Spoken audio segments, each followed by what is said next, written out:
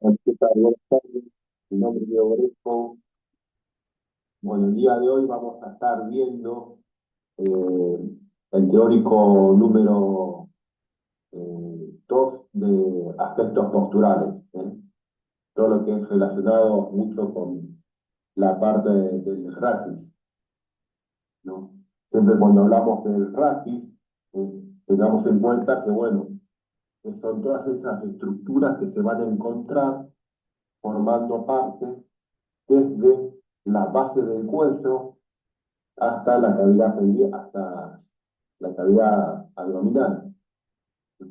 Ahí va a involucrarse la columna vertebral, las costillas y todos los órganos y músculos que se van a encontrar en esa zona. Por eso cuando se habla de raquis, no se tiene solamente en cuenta la columna vertebral, sino se diría columna vertebral. ¿Sí? La columna vertebral, costillas y todos los órganos que van a estar ahí eh, trabajando en esta región. Vamos a encontrar que la columna vertebral es un pilar, ¿no? Es un pilar que tiene algunas funciones.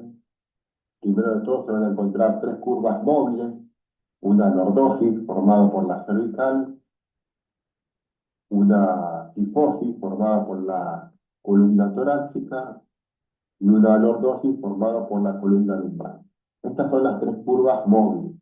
Y la cuarta curva, que está formada por las vértebras sacrococcígeas, son vértebras fijas que se encuentran en esta región.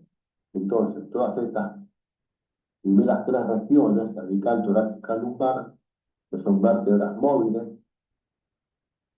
se van a estar apoyando sobre una base fija que es la columna sacra.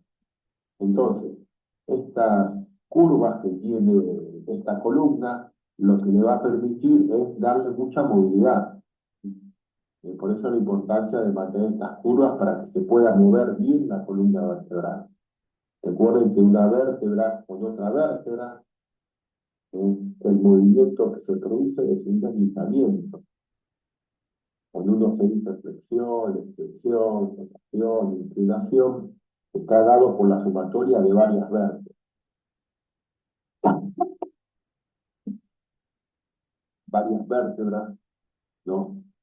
Se mueven y producen movimientos, ¿no? Por eso cuando ustedes digan flexión, por ejemplo, ¿eh? Se habla de una región, o dos o tres regiones.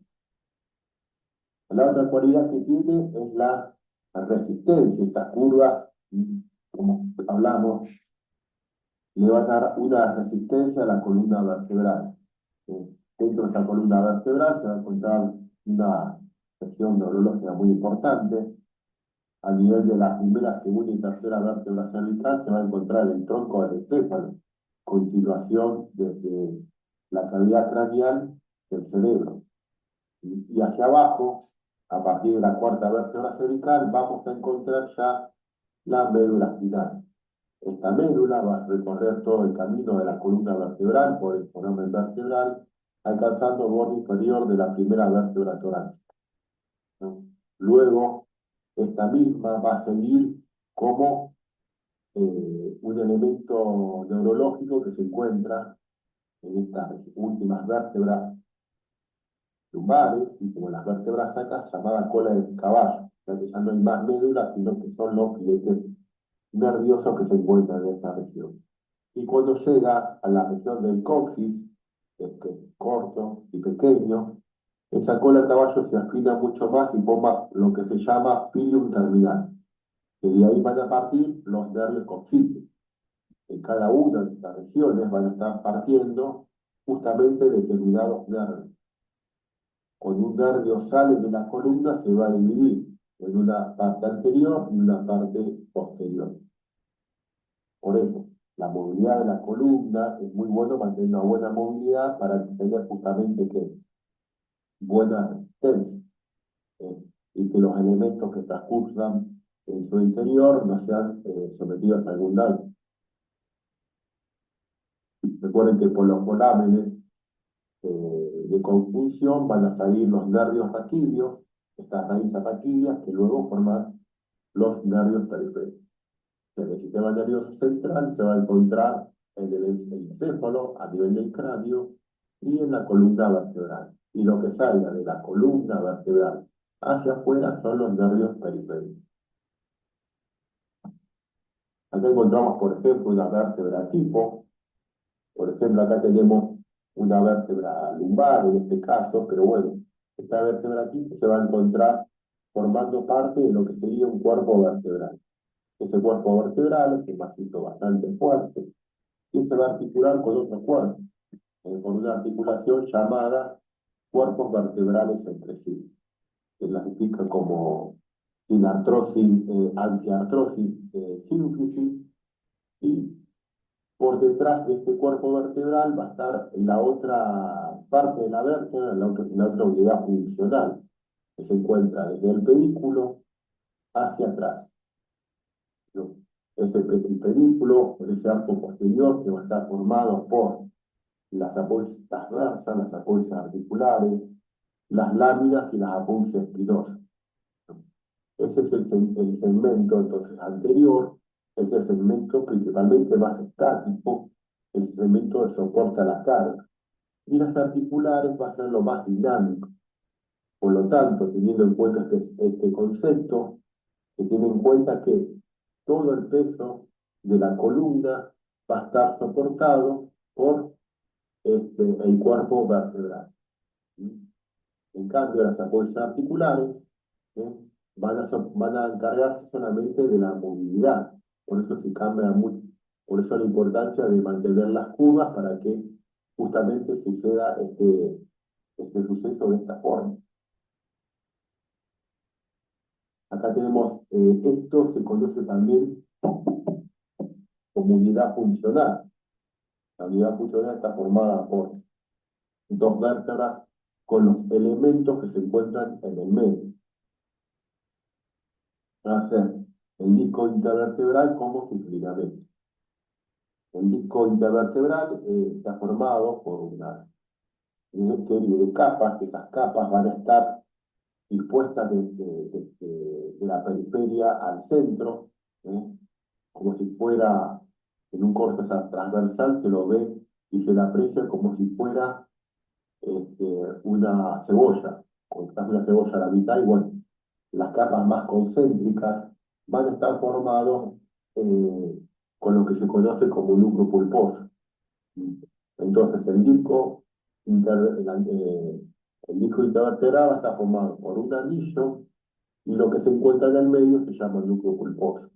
El núcleo pulposo es lo más fuerte y resistente, son capas que están bien compactadas y cuando uno ve cómo descarga el peso repartido a nivel del disco, se va a encontrar que el 75% de la carga se va a encontrar a nivel del núcleo pulposo y el 25% de la carga a nivel del anillo.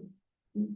Entonces, esa característica le va a permitir justamente a la vértebra poder justamente soportar todo el peso porque el disco intervertebral está formado por una estructura formada por mucha agua, mucho líquido y unas proteínas que mantienen su estructura. Detrás de esto se van a encontrar las piezas óseas. Acá está mostrando, por ejemplo, la superficie articular, ¿no? Y acá está encontrándose, por ejemplo, las apófisis articulares atrás. ¿Sí? Los ligamentos que se van a encontrar en esta zona, bueno, a nivel del cuerpo vertebral, por delante está el ligamento longitudinal anterior, por detrás del cuerpo, el ligamento longitudinal posterior. En las apófisis transversas se va a encontrar el ligamento intertransverso, el ligamento interespinoso, que recorre el borde inferior y superior de la espinosa, en el vértice de la espinosa, el ligamento supraespinoso. A nivel de la apófisis ciboapofisiaria se va a encontrar el ligamento ciboapofisiario y a nivel de las láminas se va a encontrar el ligamento amarillo. Estas apófisis articulares son diferentes dependiendo de la región. A nivel lumbar van a encontrar que está clasificado como diartrosis trocoide. O sea, cuando uno lo ve, ve que esta superficie es la de un cilindro. En cambio, cuando uno ve, por ejemplo, articulares de las cervicales o de las lumbares eh, son articulaciones de artrosis plana. Recuerden que el movimiento va a estar, por un lado, dado por la altura del cuerpo en relación al disco. Cuando en una región tenés un disco intervertebral que es más alto, ¿no? Más alto en relación con otra región, ¿no? Por ejemplo, en la región cervical, el disco es más alto proporcional al cuerpo, ¿no?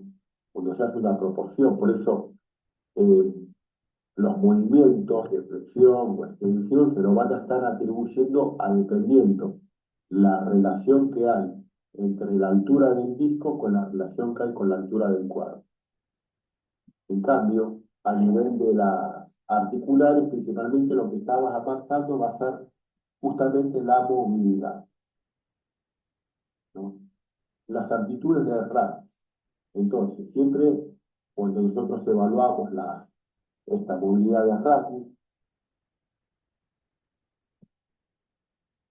vamos a estar evaluando por región. Por ejemplo, la flexión. El ratio cervical va a ser 40, dice, de flexión y 60 de extensión. La extensión de raquis lumbar es de 60. En realidad, muchas veces cuando se habla de la flexión y extensión del raquis a nivel lumbar y torácico, se nos considera como juntos. ¿Por qué? Porque es medio difícil mover solamente la región lumbar sin la torácica, o la torácica sin la lumbar. Porque cuando uno ve cómo están dispuestos los músculos, cuando mueven el raquis tóraco-lumbar. Por eso lo mejor es pasarse de esa forma y decir que la flexión tóraco-lumbar es de 105 y la extensión son de 60. El raquis cervical no, se lo estudia diferente. Lo mismo que la inflexión lateral es de 35 a 45 a nivel cervical y tóraco-lumbar es de 40. Y la rotación cervical es de 45 y la tóraco-lumbar es de 40 grados hacia cada lado. Cuando uno ve estas amplitudes, siempre se tiene en cuenta la posición atómica. Todos los movimientos, recuerden, van a partir siempre de la posición anatómica.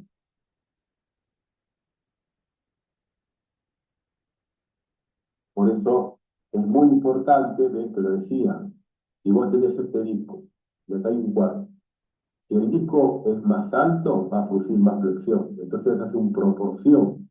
¿Cuánto es la proporción de altura? Esto lo nombra Tabachi, del cuerpo con la proporción de altura del disco. Entonces eso te va a marcar mucho lo que sería la flexión, la extensión, como también la inclinación, ¿sí? Por eso, por ejemplo, en la región torácica tenés una vértebra alta y un disco bajito. Entonces la flexión y extensión está más limitada por eso. Dentro de este disco, por decir, está formado por un sistema hídrico, donde se va a encontrar justamente mucha agua en su interior y unas proteínas. Esas proteínas son hidrófugas. ¿Qué es lo que sucede? Durante el día, este cuerpo vertebral va a estar apretando, comprimiendo al disco intervertebral. Es una articulación que es sínfisis, ¿no? No tiene un sistema como la diartrosis. Entonces, necesita hidratarse y dice, ¿qué es lo que va a pasar? Cuando está sometido a presiones, este disco y este núcleo, este disco intervertebral, todo su contenido hídrico se va a meter atravesando la placa epifisiaria dentro del cuerpo vertebral. Entonces, eso va a pasar a nivel de todas las vértebras. Lo que va a suceder es que a la noche, la altura de este disco se reduce, por eso a la noche si no se mide a la mañana, y a la noche cambia la altura, es un poco menor. Lo que sucede es que cuando uno está descansando, durmiendo, principalmente eso es intención pensar que cuando hay cero efecto de la gravedad, por eso cuando uno duerme, muchas veces adopta esa posición, porque es la posición donde más descansa la columna vertebral. Lo que va a pasar es que todo ese sistema, todo ese líquido que se encuentra en el disco, pasa por difusión hacia el cuerpo, que está todo el agua ahí, pasa al disco intervertebral.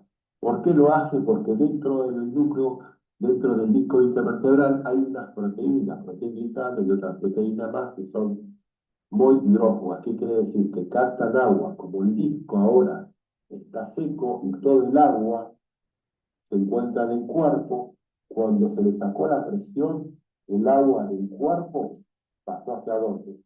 Hacia este, hacia el núcleo pulposo y hacia el disco y hacia el anillo. Por eso es muy bueno tener en cuenta eso y la importancia de descansar bien con una persona. No duerme la cantidad de horas que necesita, y más si tuvo una jornada laboral o de cansancio. ¿Sí? Y si duerme poco, este proceso no se cumple como debe ser. ¿Sí? Por eso tiene que dormir una determinada cantidad de horas.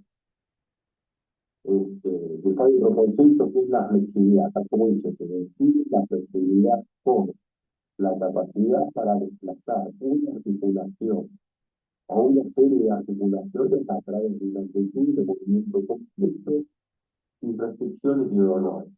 O sea, que cuando uno habla de flexibilidad va a involucrar a todos los elementos y las estructuras que se encuentran en esa región. Cuando uno habla de flexibilidad, vas a encontrar la acción, los ligamentos, la cápsula, el músculo, los tendones, ¿sí? Todo el hueso, todo, ¿sí? Todos los elementos van a estar trabajando, ¿sí? O sea que la flexibilidad abarca todas las estructuras que se encuentran en esa zona. Por eso es muy importante tener en cuenta ese concepto. Otro concepto que es importante es la de pretensión. Cuando un cuerpo vertebral con otro cuerpo vertebral comprimen a un disco intervertebral, se produce por la primera ley de Newton, la acción y reacción. El disco intervertebral, cuando se ve sometido a compresión, responde de la misma manera empujando a las vértebras hacia afuera, ¿no? Eso es el estado de pretensión, ¿no? Dado por el componente hídrico y por las proteínas. Una cosa es la norfina que mantiene, pero otra cosa es el estado de pretensión, que es la impropiedad de rechazar una compresión dada por el cuerpo en igual proporción de la que es sometido. Siempre cuando hablamos de postura, uno tiene que tratar de mantener siempre una buena postura, tanto de la columna vertebral como también de todos sus segmentos, ¿no? Esa postura va a estar mantenida por algo que se llama trípode de equilibrio. El trípode de equilibrio va a estar dado por el sistema vestibular, donde se va a encontrar en el oído interno. En el oído interno se van a encontrar los otolitos, que son sensibles a la posición de la cabeza y la aceleración lineal y los canales semicirculares, ¿no? Este sistema vestibular lo que va a estar sensando es cuando uno mueve la cabeza, hay unas cilias que adentro se encuentran estos otolitos que se mueven con las cilias. Y las cilias van marcando esa posición de los diferentes movimientos. Entonces, cuando se produce ese movimiento, uno sensa la flexión, la tensión, como así también la aceleración, ¿no? Este sistema vestibular va a estar comunicado con la columna vertebral por medio de la vía vestíbulo-espiral, mandando información desde el oído interno hacia la columna vertebral, principalmente los músculos suboccipitales. El segundo tipo de equilibrio es la visión. Los ojos marcan justamente una distancia que va a haber de más lejano a más próximo,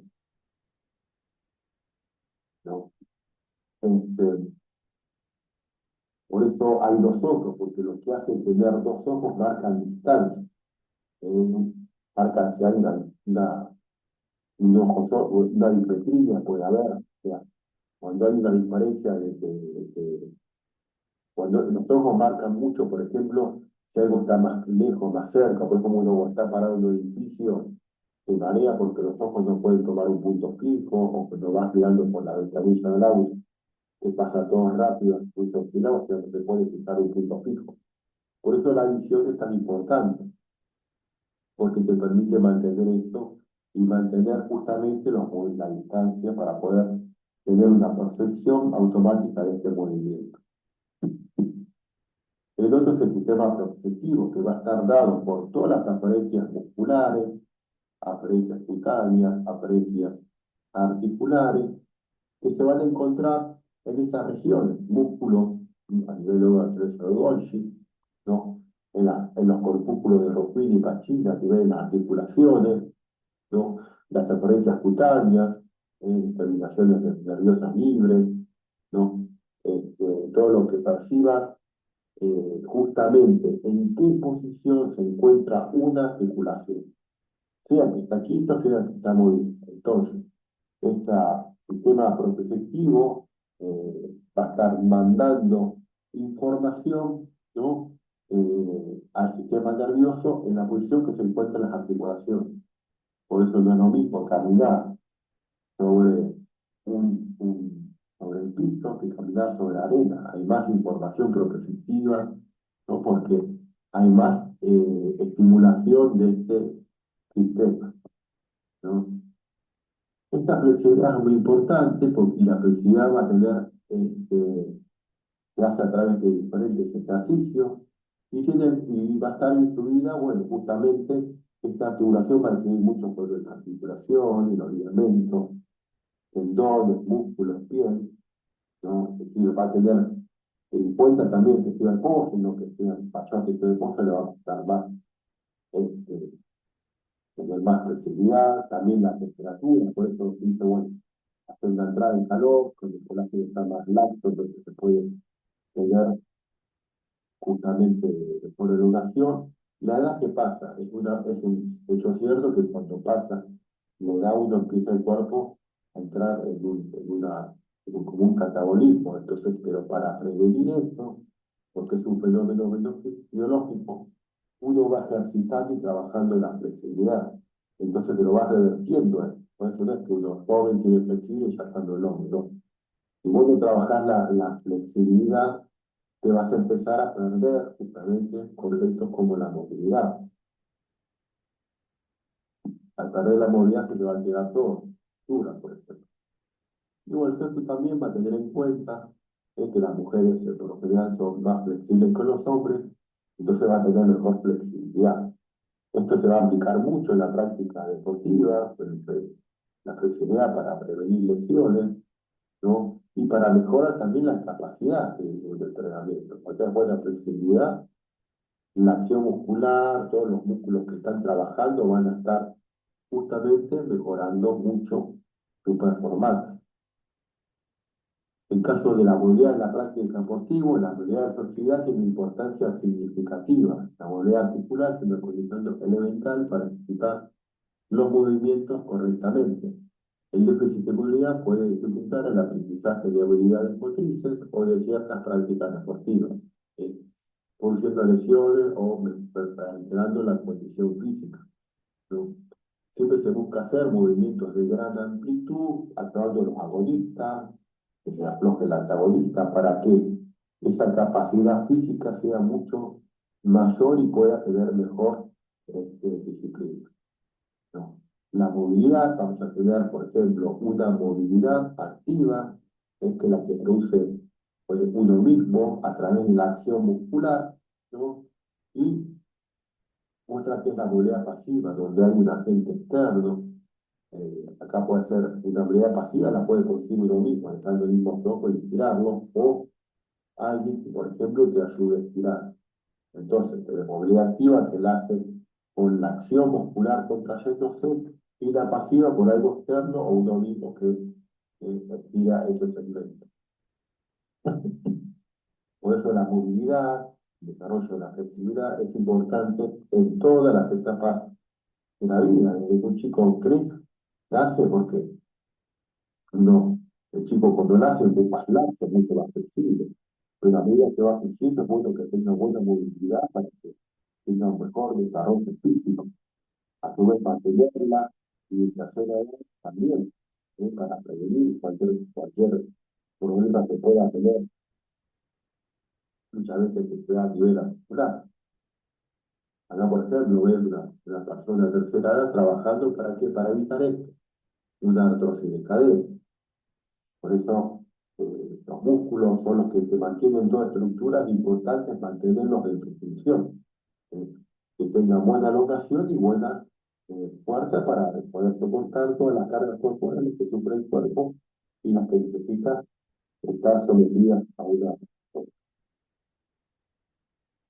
Bueno, hola, chicos, buen día, le habla el profesor Gustavo Moreno. Bueno, vamos a ver un poquito de fisiología de la contracción muscular. Recuerden que el músculo es un conjunto de células, que podemos decir que estas células están denominadas miocitos, ¿no? Estos miocitos, interiormente podemos decir que es como una célula de todo el cuerpo, como la célula de todo el cuerpo. Todas las células tienen organelas dentro del cuerpo, ¿no? Esas organelas podemos nombrarlas, no sé, podemos decir que tiene un retículo sarcoplasmático, tiene mitocondrias, tiene, bueno, tiene diferentes tipos de órganos, tiene núcleo, ¿sí? Bueno, el músculo es este conjunto de fibras que es justamente un conjunto de miocitos, ¿bien? Perfecto. Ahora bien, también las células, ¿sí? Tienen, las células en general, no solamente musculares, tienen un citoesqueleto. Ese citoesqueleto de las células, de una célula que no es muscular, también tiene proteínas, estas proteínas delgadas, finas, y proteínas intermedias, que son las actinas y las miocinas. ¿Bien? Justamente estas proteínas, este citoesqueleto que está formado por actina y miocina, dentro de este miocito, van a formar los sarcómeros, ¿bien? Que están separadas justamente por los discos Z, ¿bien? Entonces vamos a observar que ahora la siguiente línea vamos a observar las diferentes disposiciones que tiene el sarcómero. Observemos un poco este gráfico. A los laterales tenemos estos discos Z, que es tejido conectivo. Este tejido conectivo tiene la capacidad de poder alojar y se puede conectarse con la actina. Así que observen que el filamento fino es la actina, ¿sí? Y tenemos el filamento grueso en la banda A, vamos a tener una composición, un conjunto tanto de actina como de miocina. Ahora, en el centro de esta banda A tenemos una banda N, como bien está en el gráfico especificado, donde se va a usar, donde va a tener conexión con la miocina. ¿Bien? Perfecto. Vamos a ir con la próxima. Fíjense que el sarcómero, vamos a decir que este sarcómero, que es la unidad funcional de la fibra muscular, responde siempre a la contracción muscular. Como bien decíamos, ¿no? La línea Z, este disco Z, marca los límites de este sarcómero, ¿no? Que es esta unidad estructural. Y actúa como extranjero, como bien decíamos, de los filamentos de actina. Bien, bien también habíamos recalcado que la línea M, bien, en el centro del sarcómero, específicamente de la banda A, es donde se anclan los filamentos de miocina, justamente para poder mantener esa alineación en la contracción muscular. ¿Ah?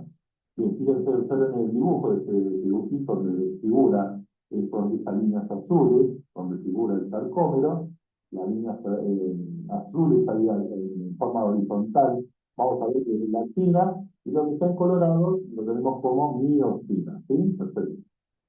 Bien, entonces, esa transmisión de fuerza, ¿sí? Que se produce en el sarcómero, bien, se va a transmitir al tendón. Bien, bueno, esto es un poquitito más de lo mismo de lo que estuvimos hablando. Ahora vamos a seguir adelante. Vamos a buscar la próxima diapositiva. Y vamos a ver que en esta contracción de este músculo, vamos a observar qué es lo que pasa en la fisiología de esta contracción muscular. Podemos decir que, a ver, la contracción muscular va a describir procesos, a ver, describe procesos, como decir, bioquímicos, mecánicos, ¿no? Que permite al músculo generar fuerzas y también va a generar movimiento, ¿no? Este movimiento también es tan importante para la flexibilidad. Estas proteínas que tenemos dentro del miocito, Sí, son la actina y la miosina. Además, hay otras proteínas, ¿no? Pero las principales son estas, las que generan esa contracción, ¿no? Dentro de esta fibra muscular. Y está impulsada, justamente, está generada esta acción, esta contracción muscular, por señales nerviosas, ¿no? Esta señal nerviosa va a estar dada justamente el origen generalmente está dado en el sistema nervioso central.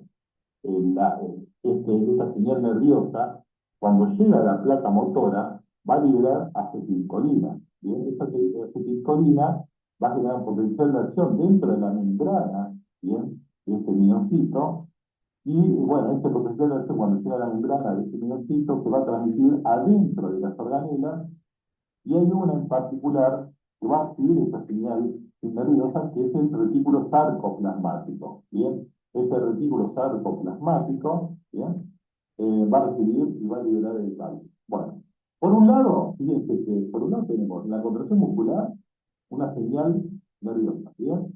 O sea, le podemos decir que este impulso nervioso, que es un potencial de acción, viaja por el sistema nervioso central, después pasa al sistema nervioso periférico, ¿bien? Y llega al músculo, donde tenemos la unión neuromuscular, la placa motora, donde se libera este neurotransmisor que es la acetilcolina. Bien, esta acetilcolina va a activar receptores dentro de la fibra, ¿sí? Y dentro del retículo sarcoplasmático va a liberar calcio. Justamente, a ver, este retículo sarcoplasmático tiene la capacidad de almacenar calcio para, que es obviamente fundamental para que se pueda generar la contracción en esa interacción actina-miosina. Bueno, estos iones de calcio que se liberan de este retículo sarcoplasmático va a actuar sobre la troponina. Recuerden un poco también que la troponina, si se lo sigue seguro que lo habrán visto, tenemos diferentes subunidades. Una unidad I, otra C y otra E, ¿sí? Que sería la I, bueno, cuando se une a la unidad, la subunidad C de calcio, se va a desactivar esta troponina, ¿bien? Y se va a liberar ese espacio donde está inhibido por esa subunidad I para que se pueda generar esa contracción de esta interacción entre la actina y la miosina. Bien, a ver, la energía que me permite actuar en este proceso de que el calcio y demás, se saca del ATP. Este ATP va a estar generado justamente en las mitocondrias. Fíjense las diferentes organelas que estamos nombrando justamente para que se pueda producir esta contracción muscular, ¿no? Entonces, esta ATP hace que la miosina se incline, tiene una cabeza, ¿sí? Esta miosina que es justamente una cabeza ligera, ¿bien? Donde produce una contracción, un deslizamiento, ¿bien? Sobre la actina, ¿bien? Acortando justamente ese sarcómero. Bien. Después de esta contracción llega a un punto máximo, donde tenemos una gran cantidad de hidratación de calcio, y luego se produce la relajación muscular. Bien, esta relajación muscular se va a producir reabsorbiendo ese calcio dentro de ese retículo sarcoplasmático, ¿bien? Y entonces la troponina, liberando esa subunidad C, se genera a través de la inhibición y obviamente se tapa el sitio de contacto entre la miosina y la actina. Entonces se produce la relajación muscular. Un detalle importante, a ver, tanto en la acción, en la contracción muscular, como en la relajación, ¿sí? Hay consumo de ATP. ¿Bien? Esto es un detalle más que para que lo puedan tener en cuenta, pero sepan que en los dos casos siempre vamos a tener contracción muscular, una liberación y una acción del ATP sobre este sistema. Bueno, bien.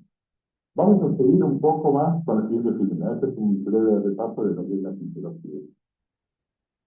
Fíjense lo importante, yo digo relajación muscular, por no decir también estiramiento, una forma de relajar ese músculo es estirar ese músculo, ¿bien? Hay diferentes tipos de estirar ese músculo. Si uno que quiere ese estiramiento, genera una sensación de relajación y bienestar general, ¿bien? Tenemos diferentes tipos. Hay 5, vamos a nombrar, a ver, en este caso 4 métodos, ¿sí? 5 métodos de estiramiento.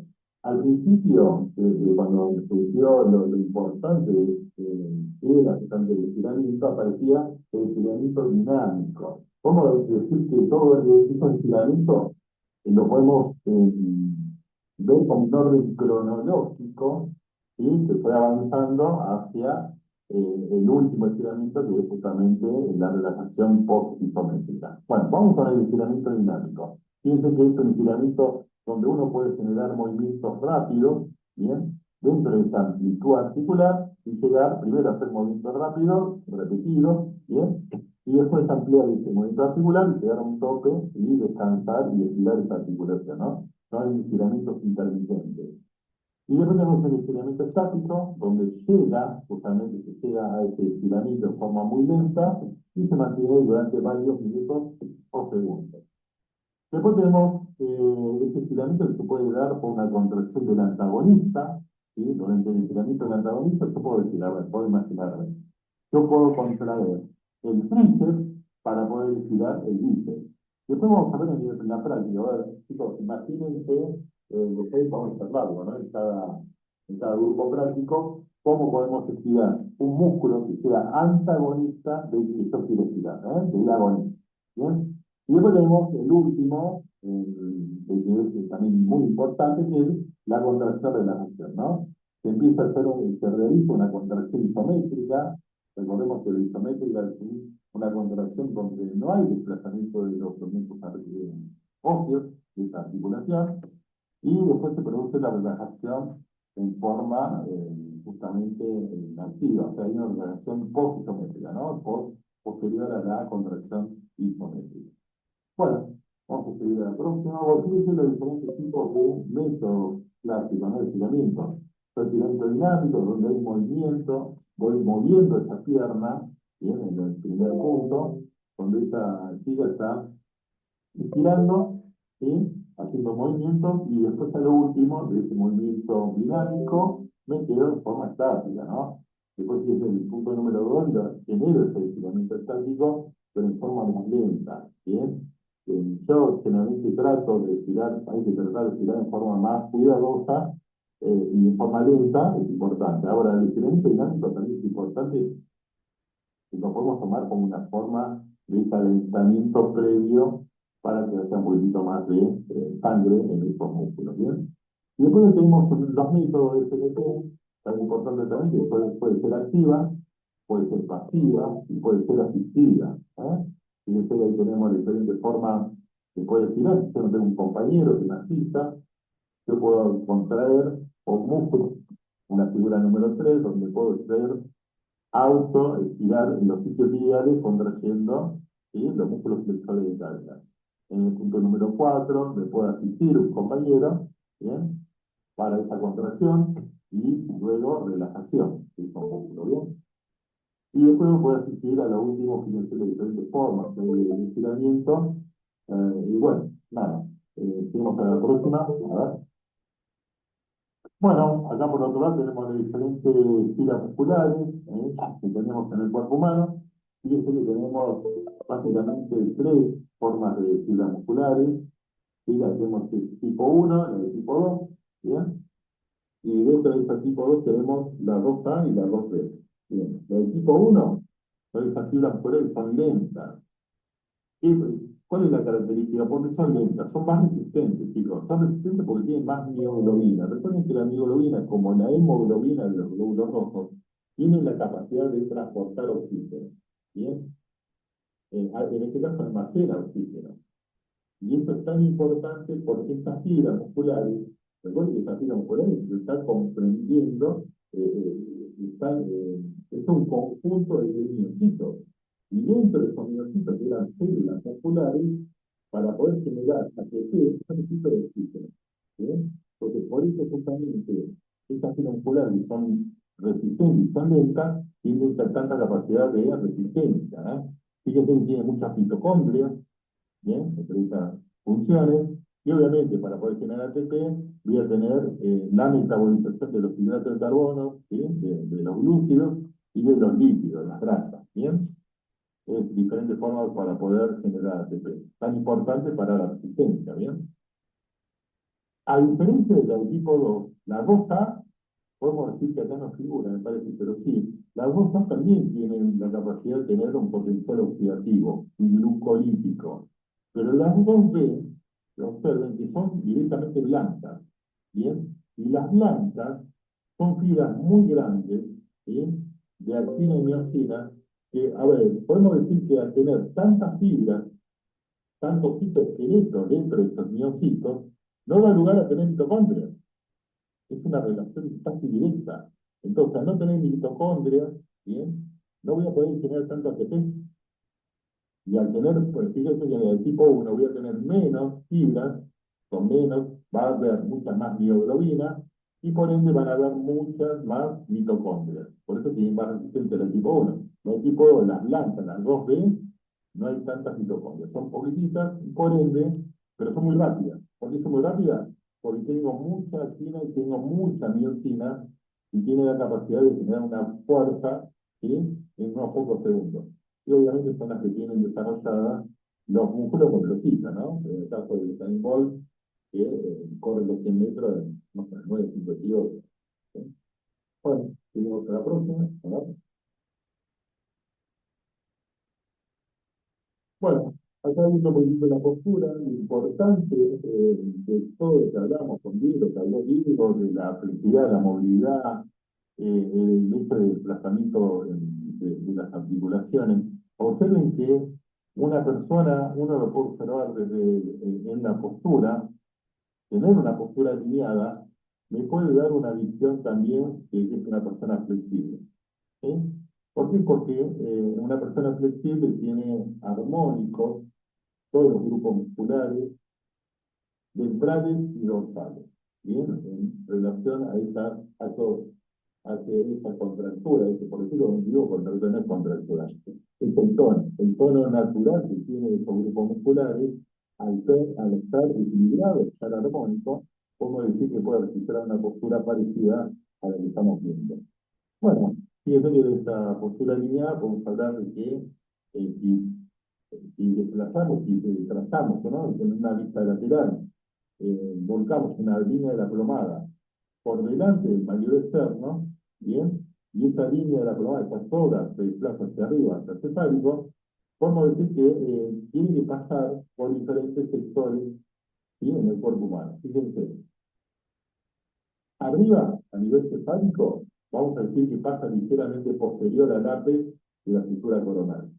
Bien, en relación a si pasar también esa línea de la plomada, va a pasar también por el conducto auditivo externo. Bien, también va a pasar por la odontoide del axis, por el medio del hombro, por la articulación del hombro. Podemos verlo también que tiene que pasar por los más menos, más o menos, pero tiene que pasar por los cuerpos de las vértebras lumbares, a través del promontorio sacro, ¿bien?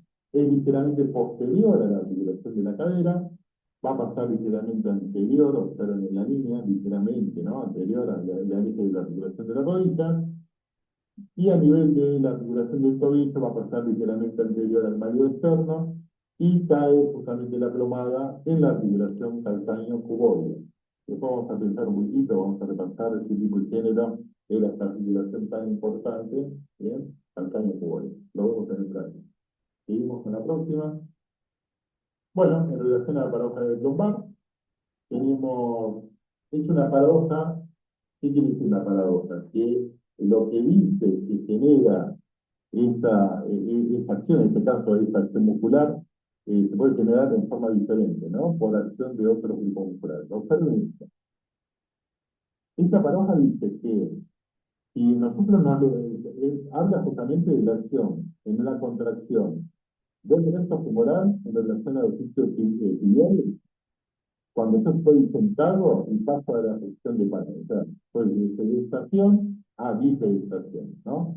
Vamos a decir que el recto femoral flexiona la cadera y extiende la rodilla. En cambio, los isquiotibiales van a extender la cadera y flexionar la rodilla, todo esto en cadena abierta. Entonces podemos decir que eh, cuando yo me voy a levantar, me voy a producir una cadena cerrada, tanto los isquiotibiales como el recto femoral van a actuar en forma diferente y en articulaciones diferentes. Van a tener una ventaja mecánica, ¿sí? Unos brazos de momento más ventajoso, por decirlo de alguna manera, ¿sí? En cada articulación. Vamos a pasar a la siguiente. Observen el dibujo. Observen que este brazo de momento, de palanca, ¿sí? Que se está generando en la articulación de la rodilla, va a tener una ventaja mecánica superior en la rodilla que en la cadera en relación al recto femoral. En cambio, es diferente, ¿sí? La acción de los isquiotibiales en relación a este momento, ¿sí? De fuerza que se está generando en relación a la cadera y a la rodilla en relación al isquiotibial. ¿Sí? ¿Por qué? Porque ese brazo del momento, ¿sí?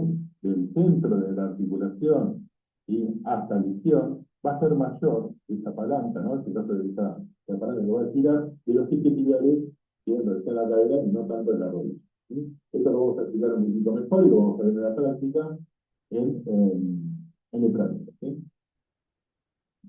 Bien, acá tenemos otra paradoja, que es la paradoja del psoas. Entonces también en la paradoja del psoas vamos a involucrar dos músculos.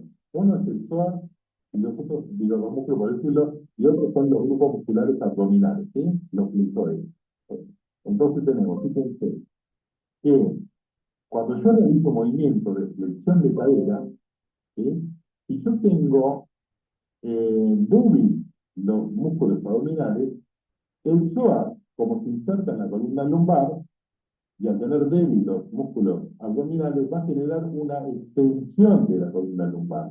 ¿Bien? ¿Por qué? Porque no me fija la pelvis en retroversión. ¿Mm? Se lo dejo ahí latente para que usted lo piense y piense lo que estoy diciendo. En cambio, si yo los abdominales los tengo con un tono adecuado y fuerte, cuando yo realice una flexión de esa columna dorso lumbar, ¿bien? Va a generar, la acción de peso va a generar una flexión. ¿Ven que yo estoy hablando de una flexión cuando están fuertes los abdominales, una flexión del psoas?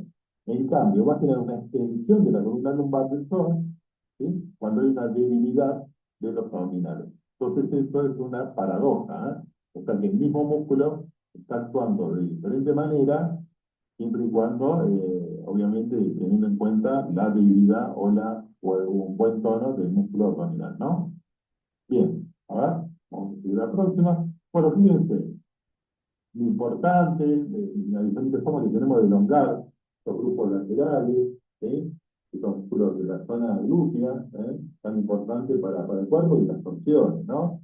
Y de quedarnos en esta postura en tiempo importante, y estamos creando una palanca, ¿no? Ahí la señorita está creando la palanca con su codo para poder hacer esas torsiones y elongar todo el grupo glúteo, ¿sí? Glúteo mayor sobre todo, y tener una torsión de la columna columbar. ¿Aquí sigue? Por eso es importante cuando hacen ejercicio de estiramiento, buscar ejercicios que logren estirar varios músculos a la vez. Acá, por ejemplo, a veces está estirando el tríceps, el sacro, el dorsal ancho, para lumbar, estiran varios músculos. ¿Sí? Vayan pensando siempre en posturas que uno puede ir creando también. ¿Sí? Porque eso también es la cuestión de uno que la vaya haciendo y vaya viendo cómo la va sintiendo. A lo mejor uno hace una elongación y a otro la practica de otra forma. Son buenas perspectivas, por eso cada uno tiene que tener en cuenta esto.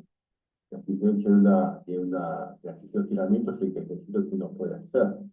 A veces uno le falta más o menos elongación, entonces bueno, uno lo va cambiando. Acá, por ejemplo, está con los gemelos, que está estirando, acá, bueno, te falta elongación de gemelo, tengo que hacer. Te va la pierna más adelante, el pie más adelante, la semana anterior, lo vas mejorando, acá, los brazos en esa posición te ayudan a mantener la postura, acá la otra la cobra, tira toda la parte anterior del abdomen, de los pectorales, cuello, son posturas que producen después mucha relajación en estas zonas. Otra importancia de trabajar en grupos, no acá y en el centro, ¿viste? Entonces, la que está tirando primero se tira para atrás y la otra está floja y bueno, ayuda a elongar todos los músculos finales, ¿no? Para los vertebrales como también los músculos de los miembros inferiores, al tener las piernas y los pies trabados en esa posición, ¿sí? Y luego floja y la compañera hace lo contrario. Entonces, es una forma de poder trabajar en conjunto la flexibilidad alternando roles. Acá, por ejemplo, también, con una bandita elástica, trabajando en pareja, trabajando acá, elongando, por ejemplo, el tercer de la plazolata, el glúteo mediano, los flotadores de cadera, se puede trabajar tanto en el brazo, en lugar, a su vez, un poco el viento superior. ¿Sí? Acá hay un trabajo de compañero, ¿ves? Uno va mirando y controlando al otro. ¿Sí? De esa forma van pudiendo trabajar en equipo y bueno, controlando cómo tiene el pie, la rodilla, que no se doble, movimientos de movilidad de columna, flexibilidad de columna, los tiene el gato enojado y gato contento. ¿Sí? Recuerden que flexibilidad involucra todo, involucra los movimientos activos como pasivos. Acá también está, por ejemplo, trabajando los rotadores del tronco, acá elongando un poco la parte del glúteo, prestación de glúteos, bueno, para ayudar a estirar un poco el cuádriceps, ¿eh? Y a su vez dándole un poco de movilidad. Pero la idea es hacer ejercicios de elongación de varios músculos y después uno evaluarse para ver si fue o mejoró o no mejoró su movilidad. Acá como una puente invertido, puente, ¿eh? Donde se puede trabajar justamente en todos los planos posteriores, de los isquios, de los gemelos, bueno, lumbar, costales, en posturas como que hacen mucho el yoga, y que bueno, tienen bastante implicancia, porque bueno, trabajan muchos grupos musculares, que entonces vamos a estar viéndolo también en el práctico. Y acá hay un trabajo grupal. Bueno, acá tenemos un trabajo que hicimos, un trabajo de una presentación, un trabajo de extensión que se hizo para la universidad, donde eh, concurrieron 117 alumnos, ¿sí? Del año 2022, y 2023, y donde, bueno, hubo la verdad, una convocatoria importante, hubo 117 alumnos que sumaron a esa convocatoria, y este trabajo ahí hay profesores también haciendo los cursos de movilidad, y bueno, esto es un poquitito del programa, se hizo en la universidad, pero estaría también invitado a todo el personal no docente para que se puedan mover un poco y que sientan lo importante de esta movilidad articular, ¿no? A ver, ¿la que sigue? Bueno, son más fotos de las que tenemos.